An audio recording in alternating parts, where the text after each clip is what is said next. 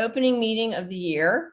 I'm so glad we're all here. I would have much preferred us to be in person, but things happen. We make plans, they get changed. We have some housekeeping things to do, but first I want to tell you why we're here today. The mission of NCJW is to make the lives of women, children, and families better. By doing that, and the work that we do makes us all upstanders. We have a fantastic panel and program today about being an upstander. And you will enjoy the speakers, you will enjoy the questions, and I hope you will get a lot out of today's program. We have some housekeeping business to do. One of the things, because this is a regular meeting, we need to approve the minutes from the last meeting, which would have been our installation and award session. And do I have a motion to approve the minutes? Karen Edelstein has moved to approve the minutes. Do I have a second? Helen Frank has moved to second these minutes. The minutes now stand approved as read and presented. Thank you so much, Karen and Helen. One of the highlights of today's meeting is to announce the winner of our North Park Bucks from our sweepstakes and survey. We had not as many people as we thought would respond to our survey, but many did. And Shannon and Nicole, through a computer program, drew the name of the winner, and the winner is Sabra Klein. If Sabra's on the call today, text Nicole later today on how to obtain your North Park Bucks. If you are not on the call today, we will contact you and award you your $200 of happy shopping. Thank you so much for your survey. Please stay muted during the program. If you want to send a message individually to someone that is here, please do it individually through the chat. If you have a question to ask, please put that in the chat to everyone. And I will now turn the meeting over to Shannon. Enjoy our speakers and today's meeting. And here we go. Hello, everyone, and welcome. Thank you all for joining NCJW Dallas to explore building brighter futures, upstanding to repair our world. Bell Hooks, who is one of my favorite thinkers, writers, and teachers of critical pedagogy, wrote in a 2013 essay that one of the most vital ways we sustain ourselves is by building communities of resistance, places where we know we are not alone. Our guests today have worked to build inclusive communities of resistance through education, advocacy, and service. Each of them and the organizations they represent bring a unique perspective on what we can do to stand up against injustice and how we can join together in the work of repairing our world. This is the work of being an upstander. So I'm pleased to welcome our panelists today. Erica Beltran, she is the Director of Advocacy and Policy at Leadership ISD, which is a network of thousands of racially conscious grassroots education leaders across the state. We also have Monica Field joining us. She is the Executive Director of Texas Muslim Women's Foundation, a social services organization that provides culturally sensitive and trauma-informed, evidence-based domestic violence programming, as well as relief services targeting all women and children. We have also on our panel today, Rabbi Nancy Kasten, who is the Chief Relationship Officer at Faith Commons, a Dallas-based organization promoting public discourse rooted in the common values of many faiths. And we also are happy to welcome Mary Pat Higgins as our moderator. She is President and CEO of Dallas Holocaust and Human Rights Museum. Mary Pat brings to her role as moderator a deep understanding of the continuum of upstander behaviors and how those have and continue to impact our world. At this point, I'm happy to turn the program over to Mary Pat and our panel. Thank you so much, Shannon. And thank you to NCJW for letting me be a part of this important conversation. The work you do is so important. I don't know about all of you, but I've been struggling lately with keeping a positive outlook. And there's so much to worry about. And it feels normal to be helpless. I mean, it's normal to feel helpless and hopeless at times.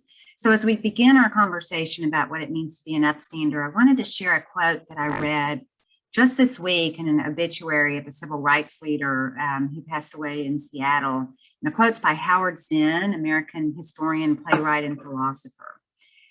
I'm quoting, "To be hopeful in bad times is not just foolishly romantic. It is based upon the fact that human history is a history not only of cruelty, but also of compassion, sacrifice, courage, and kindness. What we choose to emphasize in this complex history will determine our lives. If we remember those times and places, and there are so many, where people behaved magnificently, this gives us the energy to act, and at least the possibility of sending this spinning top of a world in a different direction." Hopefully that quote will give you some positive energy. It renewed my energy to be an upstander this week. So as we start this conversation, what does it mean to be an upstander? At the museum, we define the upstander as someone who stands up for other people and their rights, who works to fight inequality and injustice or inequality, and sees something wrong and works to make it right. It is the first thing you see as you start our exhibitionary journey. And we focus that a large part of our permanent exhibition is focused on promoting upstander behavior. And we teach the history of the Holocaust and human rights, but we also study human behavior. And we use general terms such as perpetrator, upstander, and bystander to discuss and classify different types of human behavior. As you go into our orientation film that prepares you for the journey, you'll be introduced, you'll be told that we're going to teach you about 4 types of people: victims, perpetrators, upstanders, and bystanders. And that we hope as you go through this experience that you'll think about what kind of person you are. But that's simplistic. These aren't binary choices that we make: victim, perpetrator, upstander, bystander. On any given day, we could be all 4 of these types of people. We can't control often whether we are a victim, but the choices that we make throughout the day make a huge difference and affect other people in our community. And, so our goal was to help our visitors and the students who come through the museum to really understand that each person can make a difference. And it's all about choices. And, it's interesting. I think being a perpetrator, we can all understand as an active choice, but we tend to see bystander behavior as a passive choice. But doing nothing is an active choice. And so we have to constantly resist that urge to just turn a blind eye and do nothing. And then lastly, we, in our exhibit, we think about upstanders as people who help others. And, in the context of the Holocaust, as rescuers or resistors. Social service, as the context of today, social service providers or activists, or upstanders who stand up for their own rights. And it's really important for all of us to think about that responsibility. And, in the context of the Holocaust, it would be resistors, but today it could be civil and human rights leaders, people and activists that are working for change to make sure that they enjoy the same rights as everyone else in our country. And one more thing I'd say about upstanders before we start this conversation is that I think we tend to think about upstanders as being heroes or supernatural. Yad Vashem, the Holocaust Museum in Jerusalem, recognizes them as righteous among the nations. If you asked most people who were upstanders during the Holocaust how they saw themselves, they have said that they viewed themselves as ordinary people doing what they believed was the right thing to do, what every human should do. So I think the challenge for us is to view upstander behavior not as heroic, but as common and normal and the standard of how we should act. we know from studying history that you can be putting yourself at risk to be an upstander. In the Holocaust and other genocides and the civil rights movement, upstanders risk their lives. For most of us in our daily lives, we're not encountering that kind of risk. With our risk is more emotional harm. We could be targeted through social media with malicious personal slurs. We could lose friendships, be excluded from groups, and think about what that means to teenagers and how hard it is for them to choose to be an upstander. But luckily, there are some pretty amazing examples of upstanders in our community, and we're really lucky to have 3 women today who are shining examples of what it means to be an upstander. And I'm hoping that this conversation will renew your faith and your commitment to be an upstander, just the way the Howard Zinn quote did for me. So let's dig into that conversation. And Erica, Mona, and Nancy, so excited to be talking with you today about this. So let's start with a little information about the work that each of you do in your organizations. Could you share with me how that work, how you see it relating to upstander behavior? And Mona, why don't we start with you? Sure. Thank you. Thank you for having me here. And my name is Mona, and I work and I serve as Executive Director for Texas Muslim Women's Foundation. Our organization is a 16-year-old organization in Dallas-Fort Worth area, and it has grown from locally to statewide to nationwide also, mainly because of the services, very highly specialized niche that we have, which is a culturally specific services we provide. And at the moment, we do get people who are fleeing the situation of family violence, coming to our shelter, coming through our doors. So we are not restricted Texas-wide. And one thing that I emphasize is our founding members felt very strongly. And I feel when we talk about the conversation of being an upstander, they essentially formed this organization being an upstander because they saw that there was an injustice, there was something not right. When women were going back to their abusers, they were preferring going back to their abuser rather than seeking help because language access was a barrier. Understanding cultural stigmas was a barrier. And in a lot of culture, when we use a term such as intimate partner violence, in many communities, it is not intimate partner violence. In many communities, it is mother-in-law, might be sister-in-law. So the women were going back to the abusive situation. And the result of that is founding this organization. And when this organization was founded, a lot of people said, you are restricting yourself to, with the name, Texas Muslim Women's Foundation. And most of the founders, what they said was, we are trying to kind of look up to bigger organizations such as Catholic Charities, such as Jewish Family Services. The essence of faith is there while we serve the community. But the services are not limited to Texas or Muslim or women. It is way above and beyond, because domestic violence does not see a culture. It is beyond any culture or any faith. So it is not restrictive.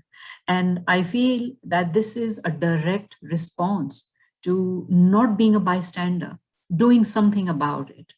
And that TMWF is a result of that. Wonderful. Thank It's you. so exciting to learn about your work. I know we're all really interested to learn more through this conversation. Erica, tell us about your work through Leadership ISD and how you really are actively involved in promoting upstander behavior. Absolutely. Well, first of all, thank you all for the invitation. It's really a pleasure to be among such a wonderful group of women and individuals who are committed to making our communities stronger and better.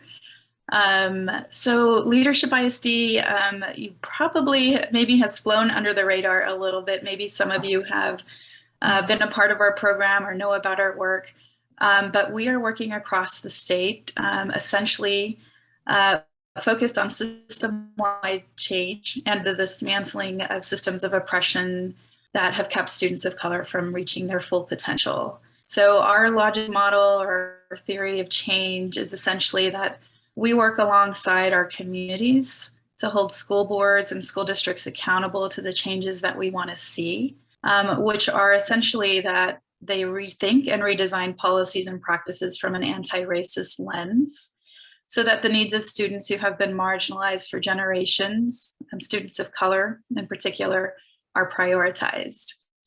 And when I think about this concept of the upstander, I think a lot about the work that we do as partners in our community.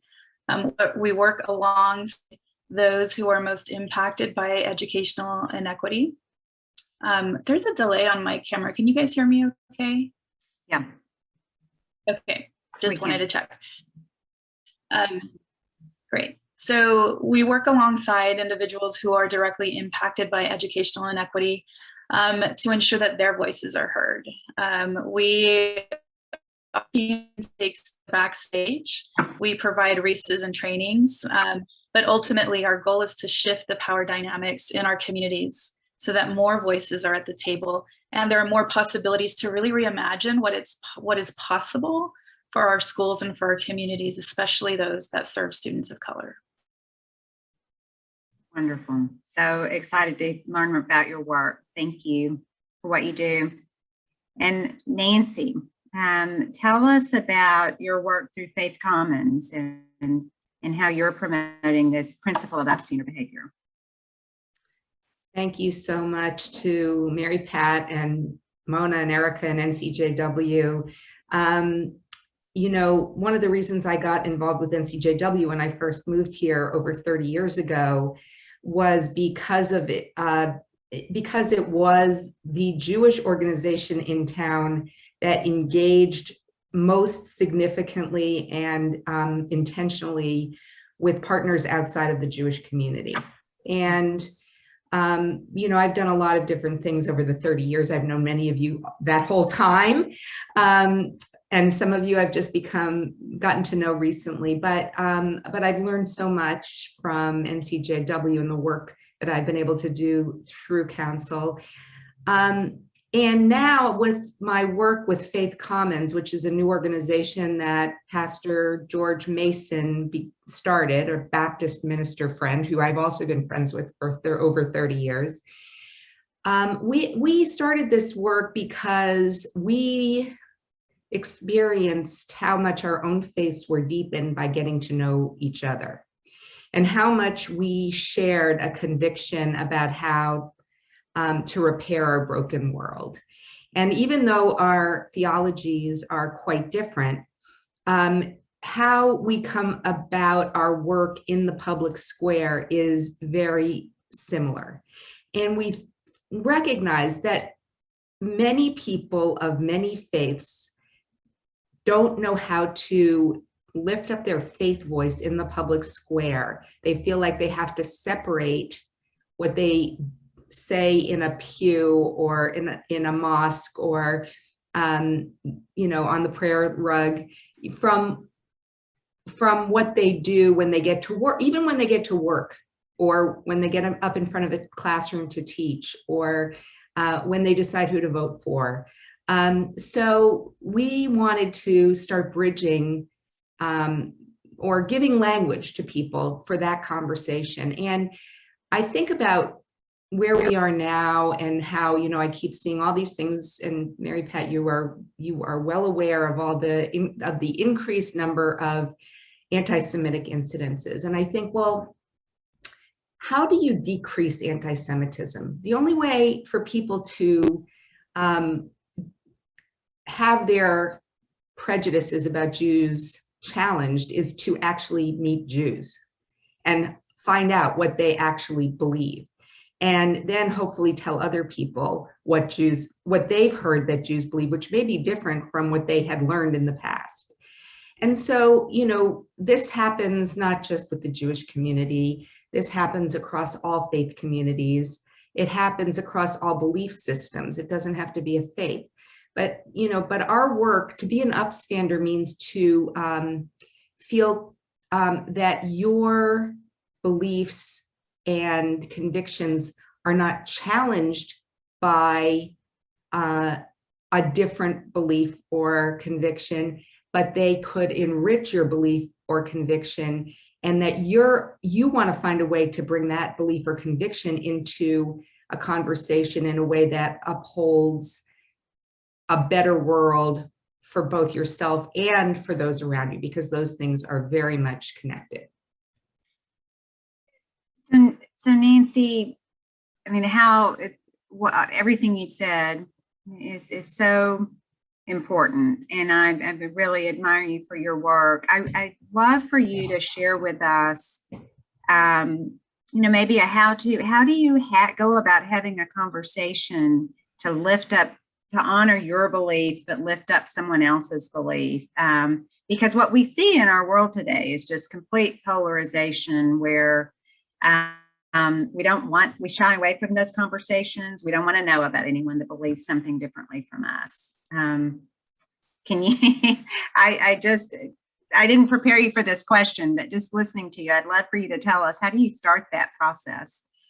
Well, I mean, I can just tell you how I started it, and how I continue to work on it, because what I've recognized is, and I was thinking about this when you were categorizing our responses as victim, perpetrator, bystander, or upstander, right?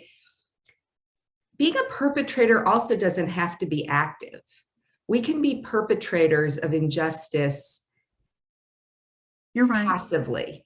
Yeah. So I'll give you an example, which some of you may have heard before, because it was a really pivotal moment in my experience. Just a few years ago, I was on a panel on, it was on whether schools need ethics codes, and it was for an upper school in a local private school. And during the course of this, I was one of the panelists, along with an elected official, a doctor, a financial planner, and a high school student asked a question, and one of the panelists answered in an extremely derogatory way. And I did not say anything. My stomach was in a knot. I wanted to say something, but I thought, here I am. I was invited by school administration. They're not saying anything. I have other panelists here. I mean, they're not saying anything. I thought, I just was, I was a combination of embarrassed and afraid.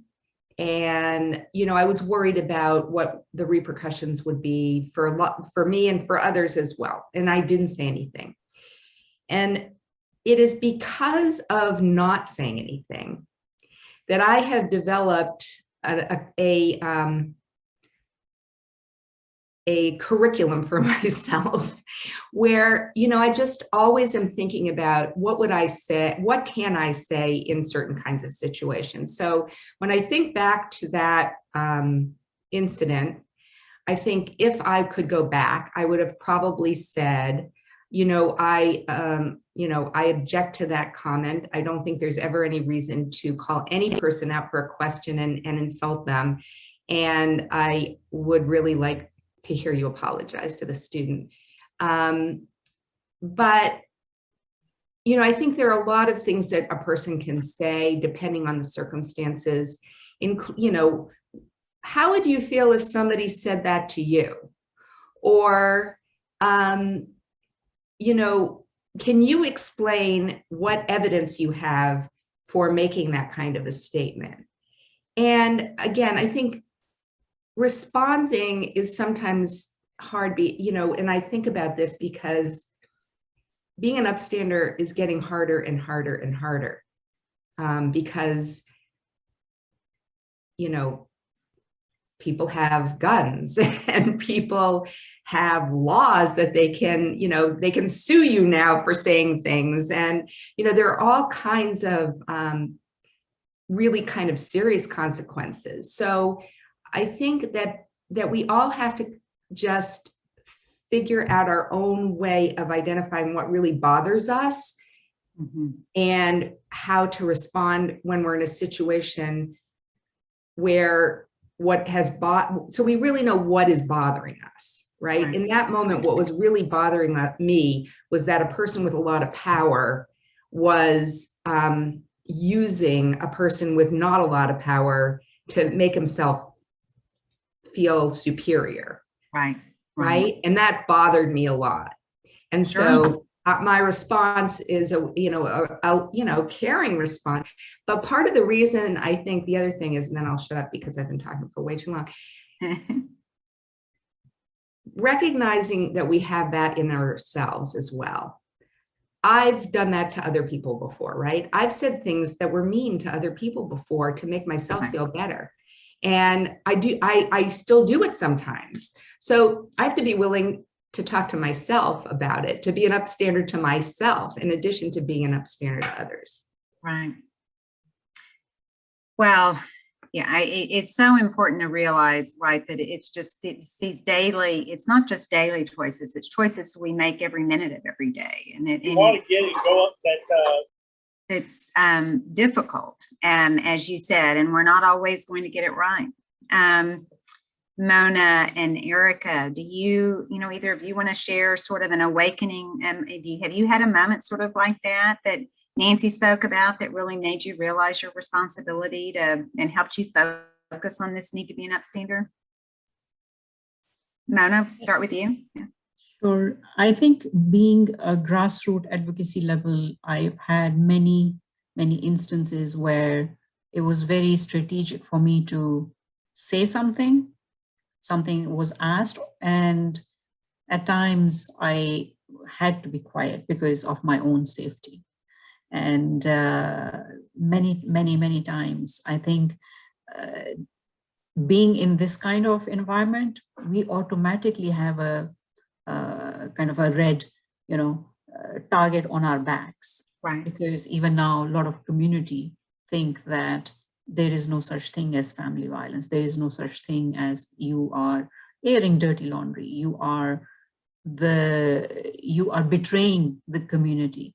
So I think more than I know, once I'm out of this space, I think I may be more unafraid to say a lot of things, because I worry about other people's safety, not just my own. So it's like I'm carrying a load for many other people, that if I say something, a lot of times people will come running after us. So I think it's very strategic. I have to be extremely careful on a lot of these incidences. However, one thing that I have realized, and to what Nancy is also saying, we have to speak to the power. We have to speak to people we know are not right. How? I think the art of being an upstander is how. So that, I would say, I'm still learning. And it's different for all of us, right? Yes. We all have to think about our unique skills and opportunities. Absolutely. Yeah. Thank you. Beautiful. Erica, do you want to comment? Yeah, no, I think that so much of this for me, and part of the work that we do with our program participants at Leadership ISD, because we have programs across the state to engage people in kind of a deep dive and like doing anti-racist education advocacy work. And we emphasize a lot just like sharing our lived experiences. And this is just triggering a lot.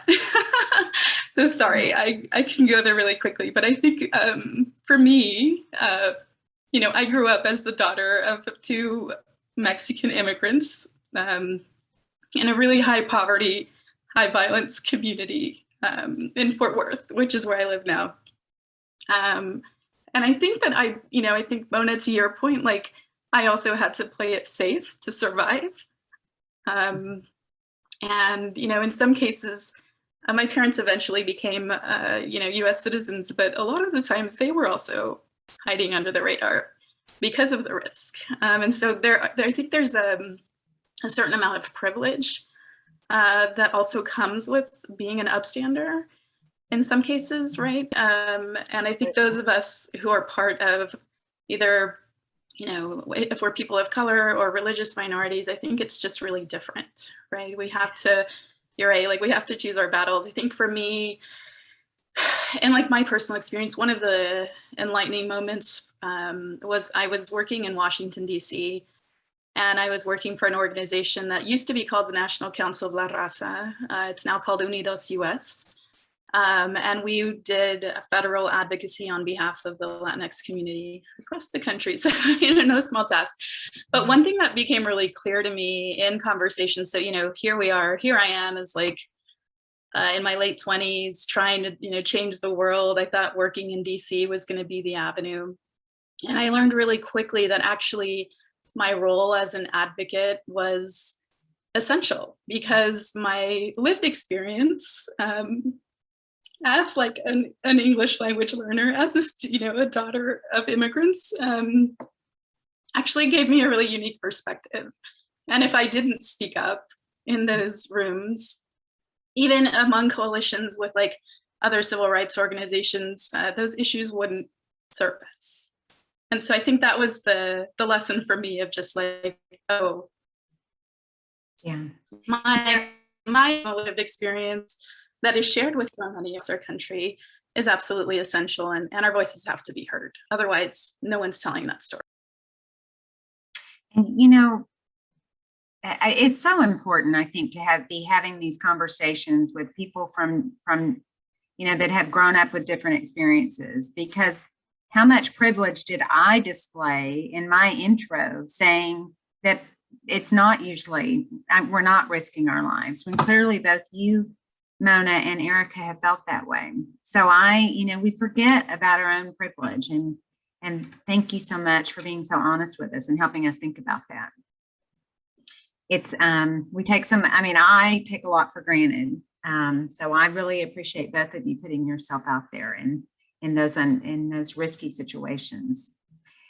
Mona, let's talk about, absolutely your work as in promoting and trying to help victims of domestic violence is so critical, but you also do, have support services, providing food and shelter. And, I think we tend to sometimes discount that important work. Can you talk to us about how you see that as being important in combating injustice and inequality?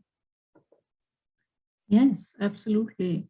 And I think putting domestic violence in its isolation and treating it so in its silo is not, I would say, a smart way to approach this issue, because we have to have men as our allies. We have to have young people at the prevention level as our allies, of course, women.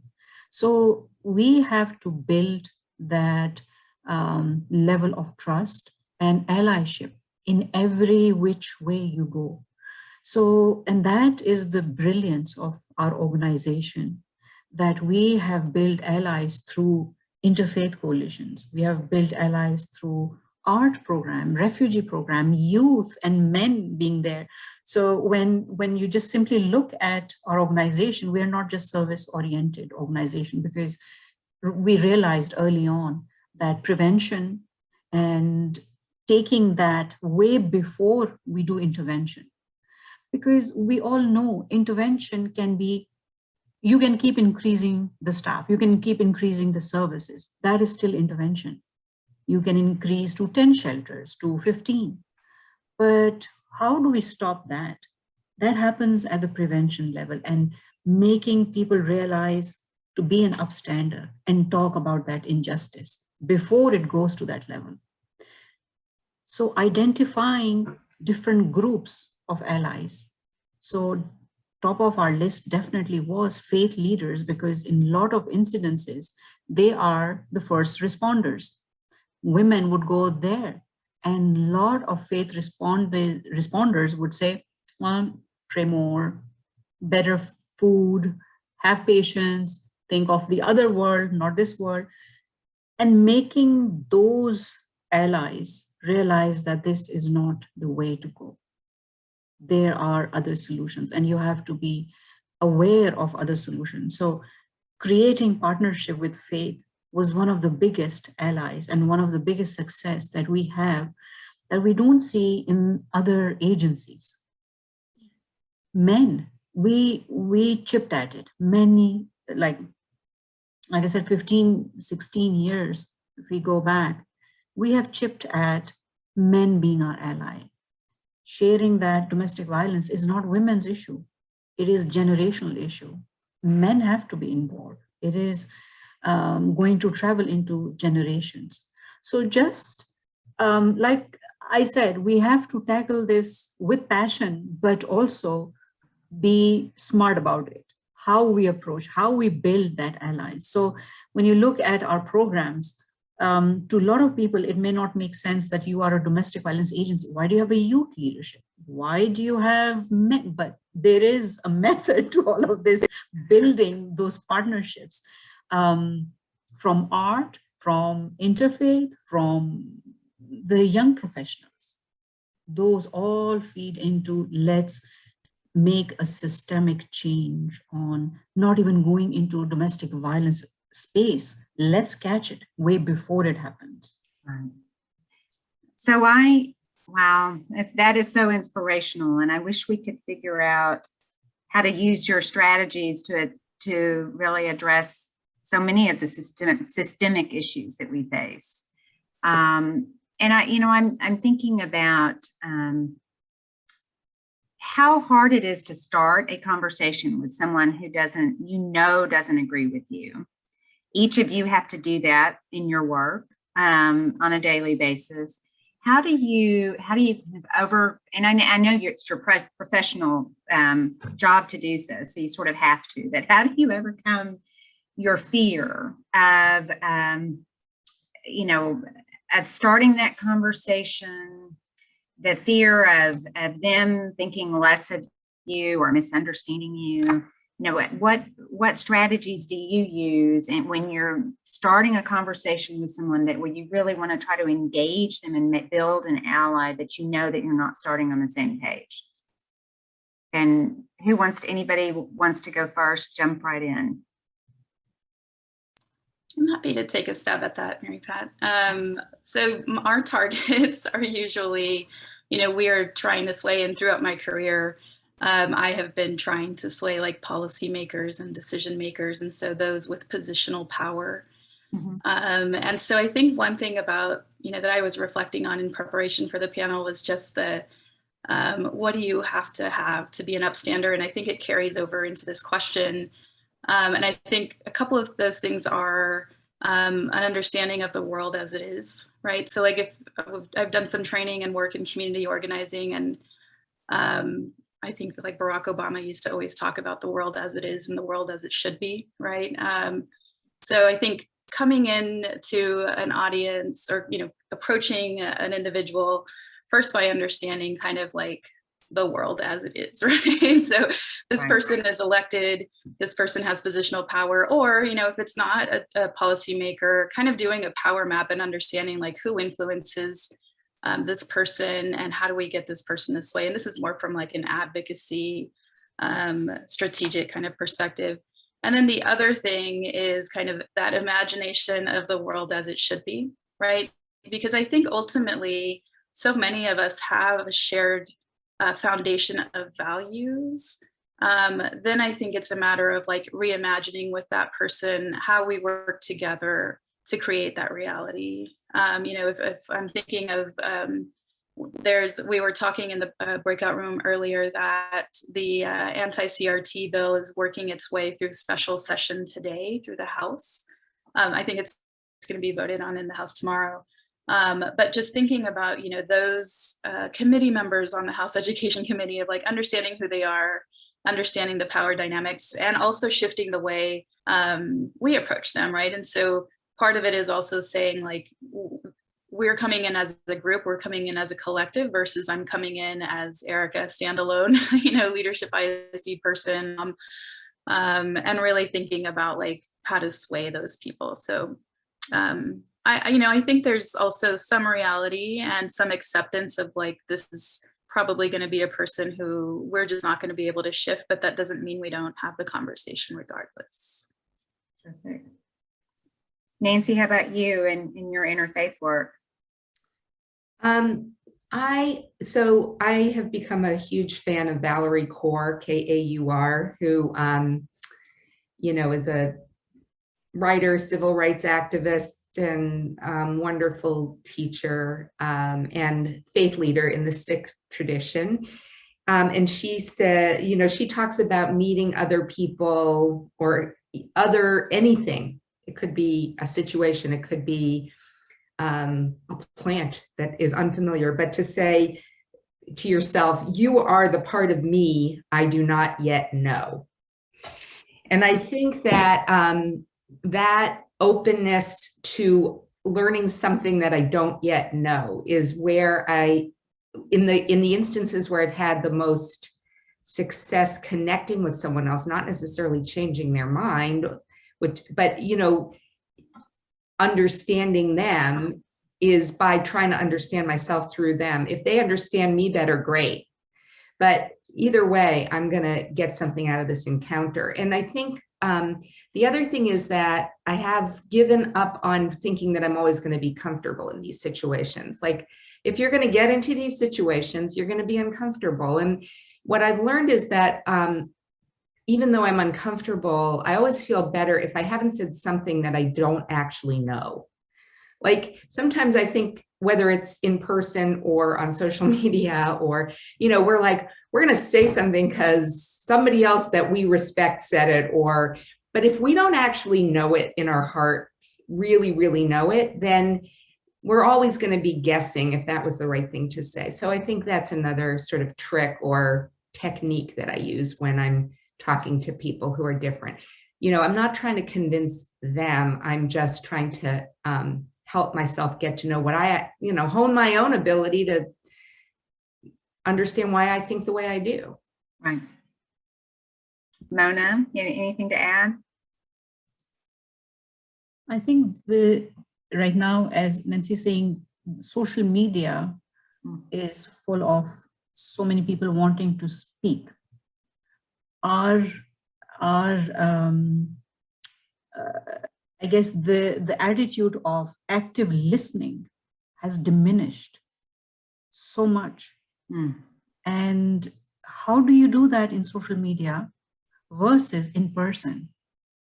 People need and they want to be heard, but everyone is speaking. If you imagine in one class, all students are speaking, nobody's listening. So we have to develop a very active listening and be an active listener. A lot of time it may change our mind. A lot of time it may confirm our own thinking, but active listening will help you do that. That is a lost art, isn't it? In the time of immediate responses. And Nancy, what you said, just forwarding what other people have said and taking that as your own belief. So it's such a dangerous thing. Have you three had could you share with us an example of when you stood up for yourself? You're in the business of standing up for your organization and for others. But have you had an example that you could share with us that we could learn from of standing up for yourself and the importance of that? Any brave soul want to go first? Nancy? I'll go first. And again, I'm going to start with the personal. And a lot of you here really do know me well and know my family well. And I think that it has taken me a long time in a setting in which my partner is extremely eloquent and an incredible community leader, to find my own voice, to stand up for what I think.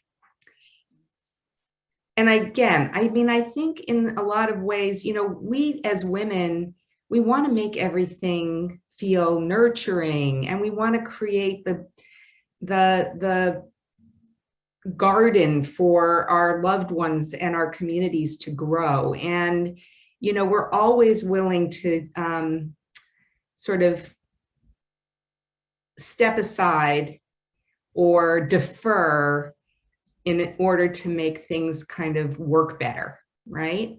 And I mean, I think that's a skill that we don't want to totally lose. In fact, I think, you know, that is really needed for this world to work, because it's all about, you know, compromise and all of that. But I also think that sometimes what I did was I didn't spend enough time listening to myself so that I could stand up for what I believe at home and also in other places as well.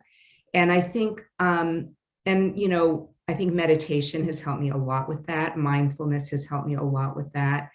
And it helps me not just in my own home, but, you know, the more I can do that, the more present I can be to, as Mona says, really listen to others, and really, it's a lot of it is about asking the right question. And being an upstander most often is not about, again, making a statement. It's really about, I think it's about showing curiosity that will challenge someone else's worldview that is causing harm in some realm. And we don't do that by, you know, giving our credentials. We do that by modeling. We model it. Absolutely. Erica, would you, and I'm sure you've had some experiences, definitely, when you were in Washington. I can only imagine that. I wish I had more examples, Mary Beth. That's kind of the like sad thing about this. I think it's true that it's really easy for me to stand up for my community. That's awesome. And it's different to, you know, stand up for myself. I think it's something that I'm continuing to practice, and I practice in what I feel are safe spaces. My poor like spouse who has to like negotiate with me, and but yeah, I think that that's something that I'm still really trying to lean into. You know, and Mona, I want to get to you, but I wanted to ask you, Erica, we didn't, you know, Shannon talked about, I think, your work with Leadership ISD really focusing on anti-racism. And that's such a proactive versus, it's, to me, that's sort of the difference between upstander and bystander. It's the positive versus just don't be a racist. Can you talk about how that influences the work of the organization and sort of you personally and your drive?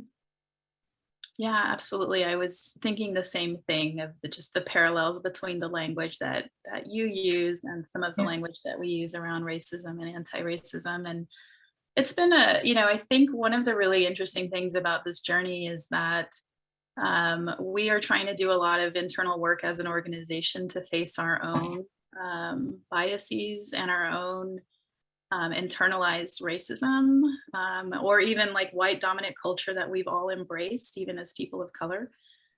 So, you know, I think it's one thing to like, we have a chief of equity and innovation. She's masterful and she's an amazing facilitator and she does that externally. But I think when we turn and kind of look in the mirror at ourselves, like that's the stage that we're in now, is to say, we can only live into this work externally. We can only make this real if like we as individuals are able to like look in the mirror and basically decide to jump into the work and examine ourselves. And I think that's been a process that has been ongoing. And for me personally, I transitioned into a role where I was a little more detached from the programming. I wasn't seeing kind of all of the interactions until this summer. I kind of reconnected and it just became so real to me. And immediately we had our first, we launched our sessions with our leaders across the state, and stuff surfaced just because of everything that we've talked about. It's a very politicized, very divisive climate. And so issues of race and anti-racism surfaced from the get-go. There's no escaping it. And so it's just been a really great process for me. It hasn't been easy to really think about how do we really embody this work as like individuals so that we can really live into it with our partners and the people that we work with. Mona, if you have a personal example you'd like to share, I'd love that. And then I have a couple of questions I want to make sure we get to before we go to the audience's Q&A. I have quite a few personal examples, but one thing that I can tell you, as a person being in this space and being in this organization, I have always been a very shy introvert person. And when I started to take on this role, I would tell the founding member that, please don't make me ask to speak in front of people. Can you do that? You do it beautifully. Let me just stay in the background. And she said, Mona, just think of it as you're not doing this for yourself. You have a platform and space where you project and you talk about these women and people who do not have that voice. So you have to learn. So that's my personal learning journey, where I have to learn to speak and not be shy about it, because this conversation is about the services and the people that I bring. They don't have that option. They don't have that luxury. So that's one thing that I'm learning, to be out and about. And in that space, I've made some choices where some of my personal friends have left me because what they were doing was wrong. And I had to go to law enforcement and things like that to bring that justice to some of the women. And I think a threat at home and threat to my family was done by very close friends, just because I spoke for the injustice that they were doing. So many of those examples that I can share. Yeah. Well, thank goodness you had the founder as your mentor. And that's something for us to all remember, how important it is for us to mentor each other. And, you know, we all have insecurities that we need help working through to do this work. Yes. So ladies, you know, in the last few minutes we have before we have audience participation, I'd love for you both to offer, you know, if you have advice for the women watching this today that are here with us about, you know, one thing that they can do this week as an individual or in the organizations that they represent to be an upstander or promote upstander behavior. And then also, if you would share with us something that gives you hope. You know, I hope I didn't start this conversation as a downer, because saying that there's a lot to be hopeless and helpless about. I think probably all of us have felt that way at some point in the last 18 months, but there is a lot to be hopeful about. And I'd love for you to sort of leave us with something that we can hang on to. So who would like to go first? Erica, I see you smiling. Why don't you go first? Oh, thanks, Mary Pat. Yeah, I mean, I think there's a few things that you all can do. I mean, subscribe to Leadership ISD's newsletter. We do send out alerts and action alerts. We'll be sending one out for this anti-CRT bill shortly, and I'm happy to share with you, Shannon, so you can share with the network. And, you know, I think from a more kind of grassroots, you know, just from a school kind of education perspective, whether you have children or not, whether, you know, your kids, if you have them, are in public or private schools, it is still really important that you know who your school board representative is and develop a relationship with them, because I think, you know, as all of us have alluded to, building relationships really is the foundation for moving people towards action, and kind of having that shared, shared sense of responsibility for our schools is really important. And there's so much going on across our entire state. I mean, I live in Tarrant County, and, you know, principals are being fired because of their positions on diversity, equity, and inclusion efforts that they're executing on their campuses. So get involved locally. I think the thing that gives me hope is, just imagining the world as it could be, right? Continuing to lean into that space and imagining a world where no one is afraid to be who they are, because we have grown as a society to be open and loving. And I think I have the tears again because I became a mom a year and a half ago. And that's just, a whole new perspective. And I actually want to grow my family and I want to have more kids.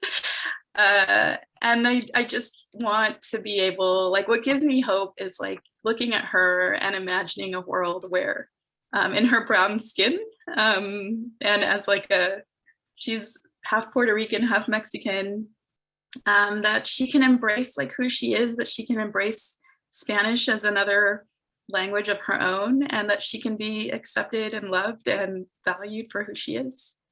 And I do think that it's possible. So just kind of, sitting in that space of imagining the world. She's a lucky little girl to have you as her mother. Mona, would you like to go next? Sure. There is a quote in Tales of Two Cities, and when I reflect back on past 18 months, it was the best of times and it was the worst of time. When we reflect, yes, it was worse for so many of us, but at the same time, we learned new ways to communicate. We learned that staying closer to family, the importance of family, having meals together in one family, right? So those were some of the things, when I was at home, my children are telling me, now we have to communicate with you as parents, not just text. So those are some of the things that we learned in past 18 months, how we change and we can change, how we can adapt to those changes. So I think it was kind of a reset for so many of us.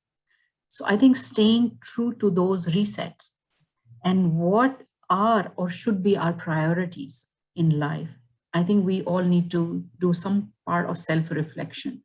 And what are those challenges and what have we learned and how do we move forward? And Mona, if people wanted to get involved in supporting Texas Muslim Women's Foundation's work, how would you recommend they do that? Absolutely. I'm going to share the website and see what you feel close to. We have many, many, many opportunities. So I'm just going to drop that in the chat. Wonderful. Thank you. And Nancy, how about you?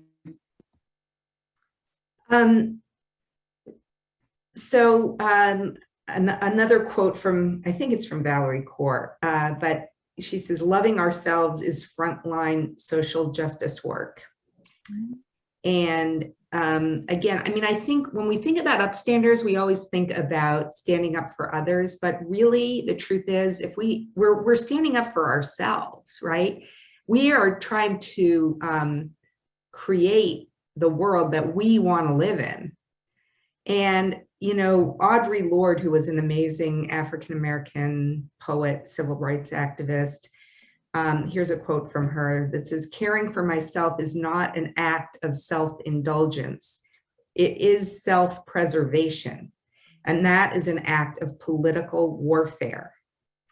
And I think when we hear Erica talking about principals in Tarrant County that have been fired because they want to teach about the civil rights movement or slavery, this is a scary, scary time. And yes, there are people who are facing more immediate and direct threats.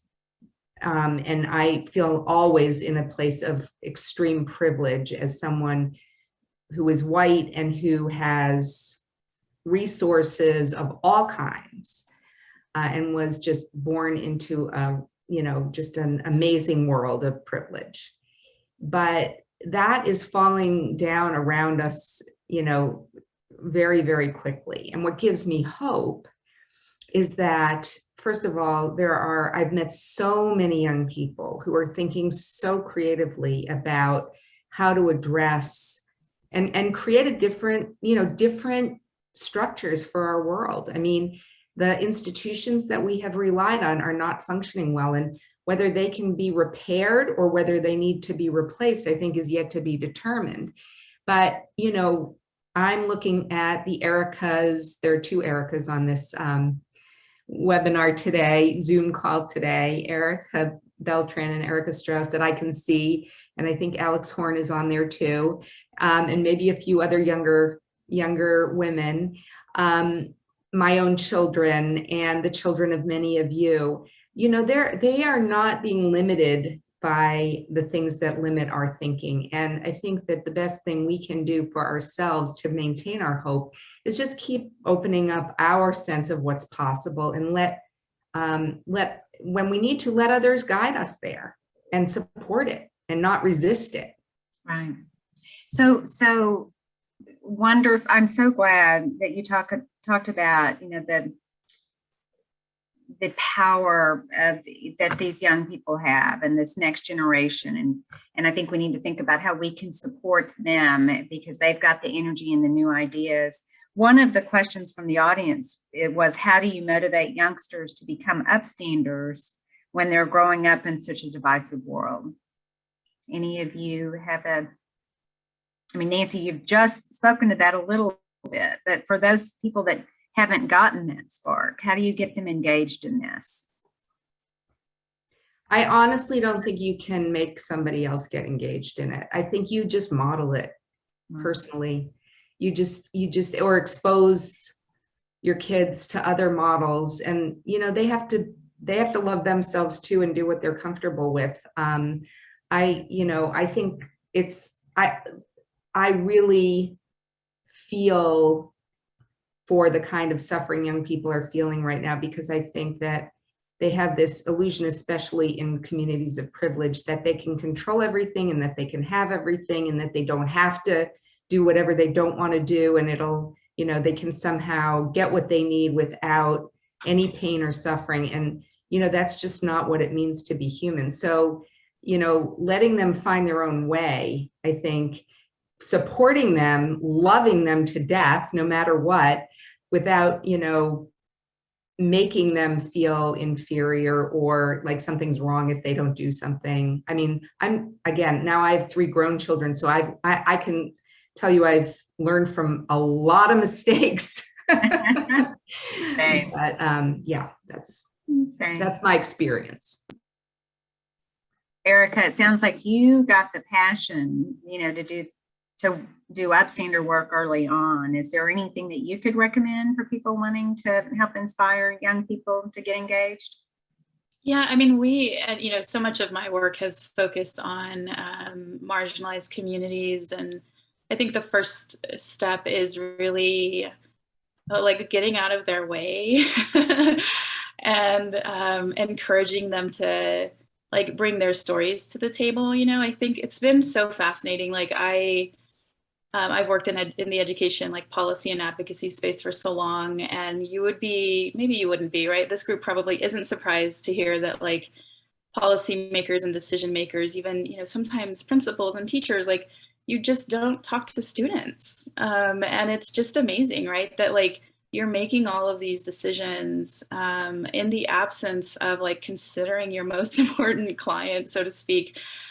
So I think so much about it is whether you're working with the marginalized students or students who have, more privilege and access and resources, I still think it's about getting them to share their experiences, because they're still, as someone said earlier, part of growing up and being human is having some sort of need that isn't met. And having young people share their stories and share their experiences, I think is really powerful. And I don't think we do it enough. So another question from the audience is, how can they, you know, all the women on this call, women of NCJW, are involved in the community in so many ways. How can they go out and have these important conversations in the groups that they work with?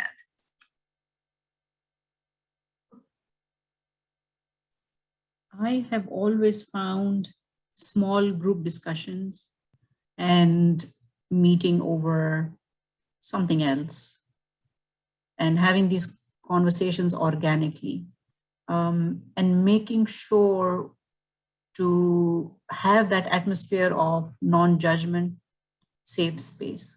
That has gone down so much that we are constantly afraid that we will be judged if I say something. So we have layers and layers and layers.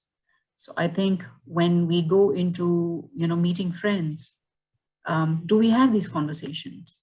These conversations used to happen over dinner table. Do we have them? Kids, we may not be able to let the child sit at the table. If they're within earshot, they're listening. Do we have, as families, as husband and wife, as parents, do we have these conversations at dinner table? I have learned personally from that example that my son is in the study with doors shut, but he is listening. He's listening. So, and that comes back after a few years, oh, he actually was paying attention. So even if they're not around, they're listening. Yeah. And it is to what, you're saying, modeling is the biggest way to get them involved.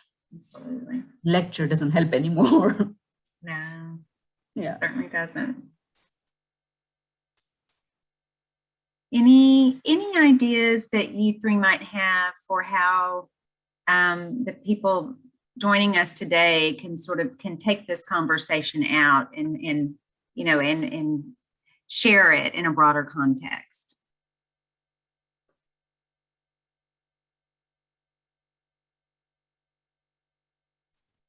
I think, go ahead, Erica. Sorry, just real quick, and I feel like I'm giving like super specific examples, but maybe that's helpful. One thing that we did with Leadership ISD in our leadership cohorts was we worked with the Multicultural Alliance here in Fort Worth, which is an interfaith organization as well, to host table talks. And I had never done it before until a few years ago. And basically, you don't have to even know the people that you're talking to, but you host a dinner in your home, and you have a list of like kind of spontaneous guided questions. It's basically like a deck of cards, and you pull a card and you answer the questions. And they kind of run the gamut, and you can actually tailor them to specific topics. It can be about faith or it can be about race. And those have just been really, really amazing opportunities for that, like really powerful relationship building model that then I think opens the door to having the larger conversations. And it has really benefited us in kind of creating a network where, we have smaller pockets of groups who have this really tight relationship. And so when they come to our larger group, they're able to kind of facilitate a conversation in a different way because they've built some trust with at least a handful of people. And so I'm happy to share that information, or happy to share a contact with MCA if you guys don't know them. Thank you, please do. And in Dallas, I know there's Dallas Dinner Table and Together We Dine are two different organizations where you can, go online and look at ways to join conversations with people you don't know, and start this process. Yeah, I'll just say that I think those experiences are really important and can be very enlightening. And it may not be exactly the same as practicing being an upstander. And so in terms of that, I would say, that's a very specific kind of thing. And, just as a suggestion, I would, ask you, each of us in our own lives, to identify one thing that we've been reluctant to address with one person or one group, and just spend some time thinking about it and rolling it around in our head, and maybe talking to some other people that were on this webinar, or, how might I be, what's really bothering me about this? Why do I keep thinking about it? What do I really want to do about it? And then how might I be able to go about it? And just start with one thing, because, like anything else, I mean, it's like a vaccine, right? The more we get used to being uncomfortable in certain situations, the easier it gets and the less uncomfortable we feel. So, just starting with one particular example, could actually open up a door for the next step. So I wish that, I could come to your house and recline on a sofa and you could and share. Well, as soon as my renovation of my house is over, that is great. Right now, you'd have to lie on my bed because it's the only room in the house that's not under construction. Okay, well, I could do that too. But pearls of wisdom. I'm gonna do that next week. So one last question from the audience, maybe one last. I think we're almost out of time, but I think, we've talked about how we, struggle to be upstanders and the difficulty. Can you each think of one example, and it can be short, where you did it and you felt great and it worked? I know it's not always going to have an immediate positive consequence, right? It's the long game. But was there an example that you could share where you felt like you stood up and it made a difference in some tangible way that you could share, just so people can, keep that in mind as they go out into their week? I think with me, it's been speaking to some of the faith leaders, difficult conversations, and kind of making them understand that there is, what do we do about family violence? What does faith have to say? And me talking to them about faith was very difficult, and convincing them that, how do you bring faith lens to this conversation? But the results have been amazing, but wasn't an easy conversation many, many times over.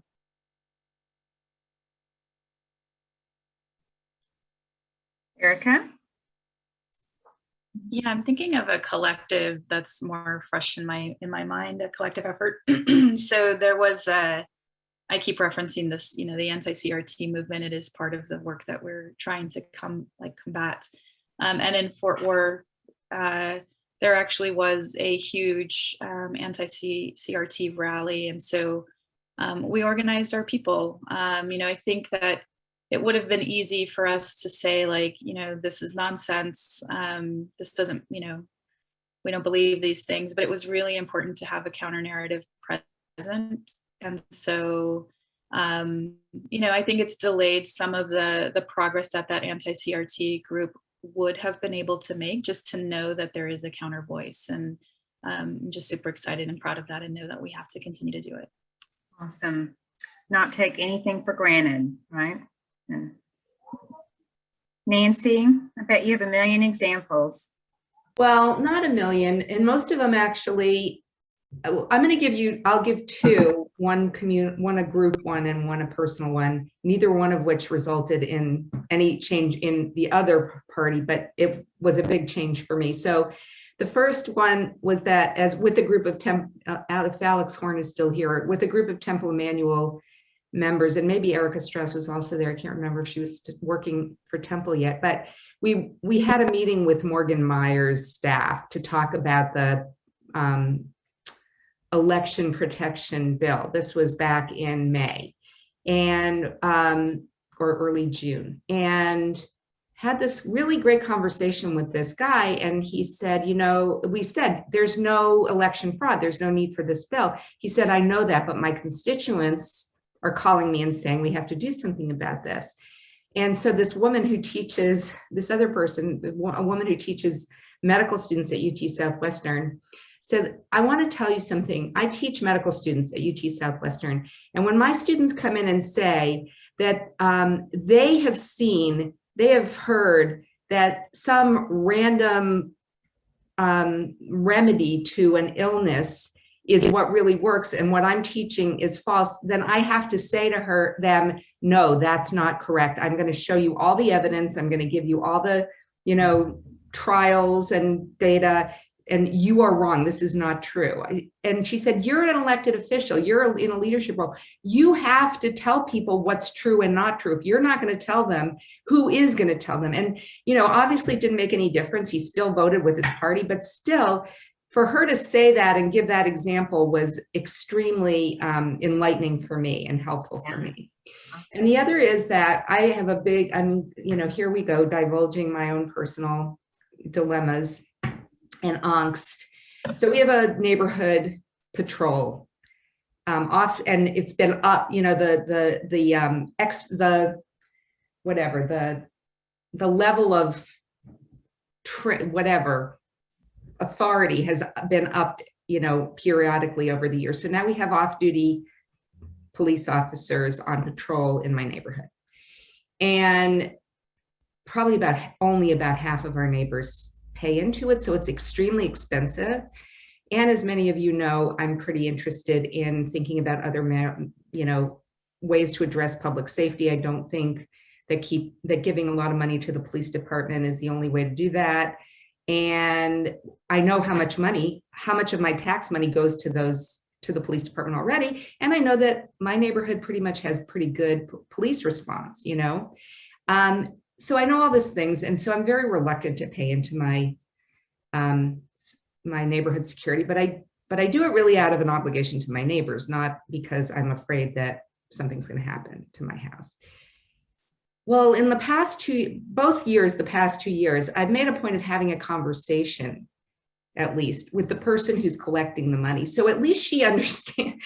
I have to think through what's